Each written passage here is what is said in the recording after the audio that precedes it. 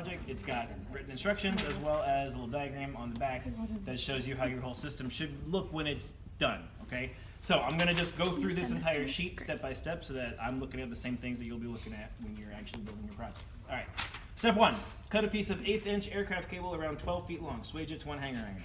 All right, so something to know kind of right off the bat here is that this is not like your carpentry project where we're super concerned with accuracy of all your dimensions and all that, right? So I'm not gonna take a tape measure to your aircraft cable and make sure that it's actually 12 feet long. So what that means is that when you get to actually cutting your aircraft cable, you don't have to be super precise. If you're familiar with Da Vinci's golden ratio, right? My wingspan is about the same as my height, and my height is 6 feet. So I know that this from fingertip to fingertip is about 6 feet. So what I'm gonna do is I'm gonna take my spool of aircraft cable, which is right here hanging on the table. This is exactly what it'll be when you're working on your projects. I'm gonna do one of these. So that's about 6 feet, which means that's about 12 feet. I'm gonna take a little bit extra from that, take my C7s and cut my cable. Okay, so there's my 12 feet of aircraft cable. These two plastic bins are gonna have the majority of the hardware that you need for your project. There's a couple of exceptions, but this is where most of it's gonna be. So I'm gonna take a swaging sleeve, pass the cable through the swaging sleeve and back. We are not going to use a thimble for this project just so that we don't go through 75 thimbles that may or may not be salvageable. Oh, I need to put a hanger iron on there first. So these are your hanger irons. And you're going to go through the loop of the hanger iron and then capture it in the swaging sleeve.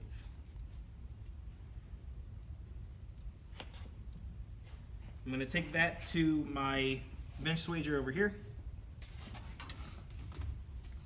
Remember Jackson showed you guys how to use this last time. You're going to make sure that you're lined up properly. You're going to make your first crimp. Let's go this way.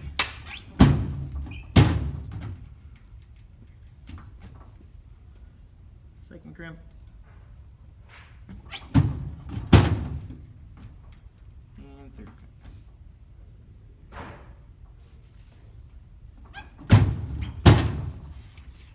Okay, part of your grade is going to be what that looks like when you're done.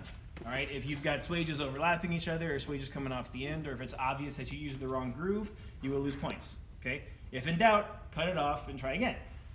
You can do that at least 2 or 3 times on this cable before the length starts to be an issue. So if you feel like you need to cut it off again to make it right, then by all means do that. Okay, so that's step 1. Got my hanger iron swages onto a piece of aircraft cable. Cut a piece of tie line around 12 feet. This is step 2. Cut a piece of tie line around 12 feet long. Tie it to the other hanger iron using a bowline knot. Okay, I'm going to do the same thing here. 6. And 12-ish. So there's my tie line about 12 feet long. Take another hanger iron. I'm going to take a bowline through the hanger iron. Okay, this is a little bit trickier than just tying a bowline just in the end of the rope. So the way that makes sense to me is I always make my little loop first, and then I pass the tail of it through the hanger iron, and then I finish tying my bowline. Okay, so now I've got a bowline knot with my hanger iron captured inside. Make sense? Yeah? Okay, so there's step 2. Step 3, attach the hanger irons to the bottom of your flat. Use number 10 machine bolts with the head on the front of the flat and the nut on the back of the flat. The hanger irons should be bolted to the bottom rail of the flat in the corners. They may go on the corner block if necessary. You will need to pre-drill holes to pass the bolts through. Use a drill bit between 3/16 and 1/4 inch. Make sure your nuts and bolts are tight. So I've got my flat here. It's already got holes drilled in it from all the bajillion times that I've demonstrated this project already. So ignore that, and I'm going to show you kind of how you go about doing it.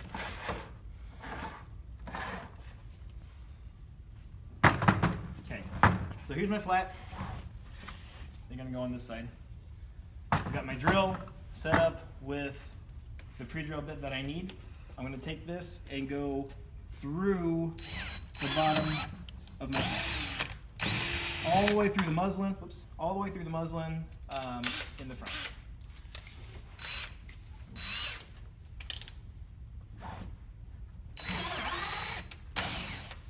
so I made 2 holes in my flat.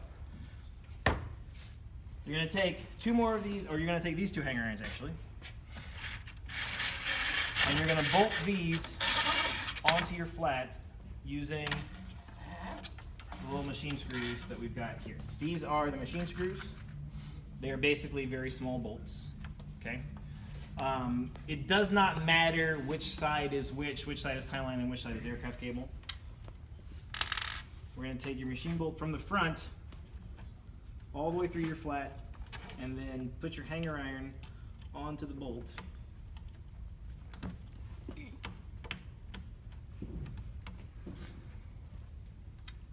put your nut on there.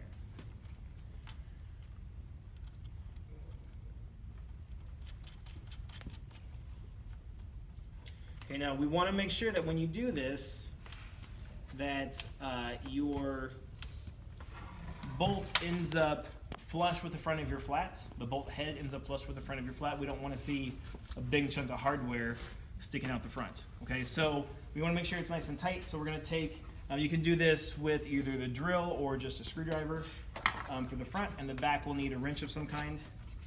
Put your wrench on the nut and tighten it down so that it's nice and snug and doesn't come loose.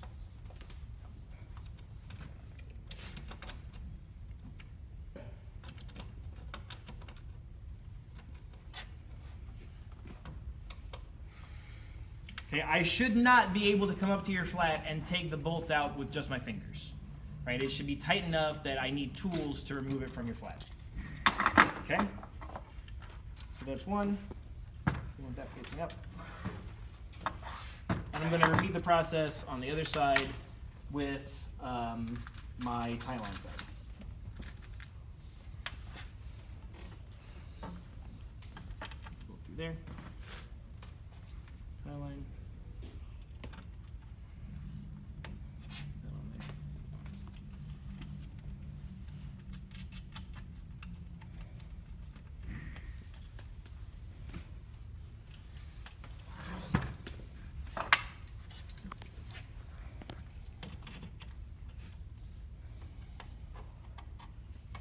Well, that's a flathead. Jackson, you can go. There's action. Can you go grab me a flathead screwdriver? Yep. There should be one there, actually. Is there one? Okay.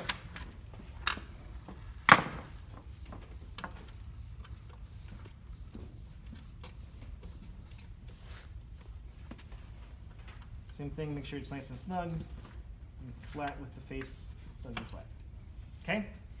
So that's, I believe, step 3.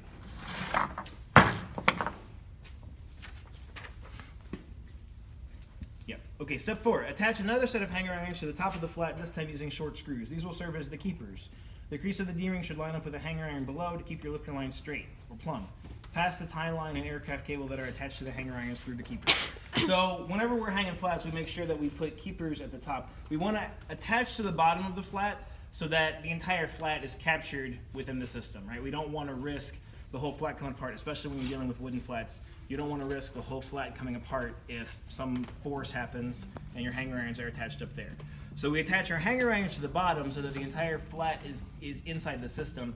But if we just attach this without doing some kind of keeper at the top, the flat would fall over, would flip upside down as soon as we tried to hang it. So we're going to take our keepers, which in this particular case are the same type of hardware as our hanger irons, and we're going to screw those on up here. Now the keepers are not seeing a ton of force, so it's not as important that they get bolted on. So we're just going to screw these on so that we've got them in place. So you've got these little screws.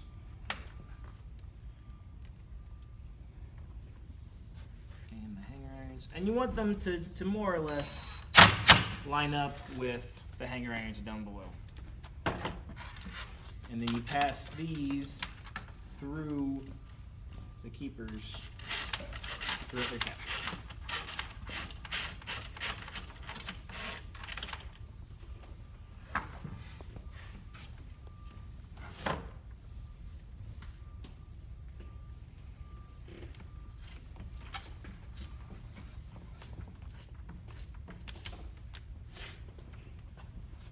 Okay, so that's step 4.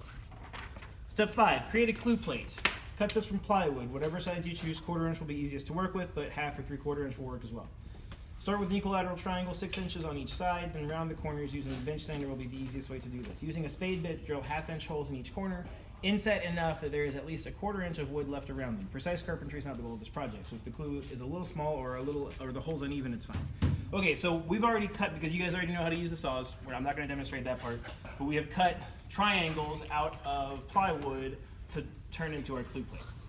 Right, so first thing it says to do after you cut this is to round over the corners so that they're smooth, and we're going to do that over at the bench sander. So we're going to walk to the back of the shop, and I'm going to show you how to use the bench sander, and then we'll come back.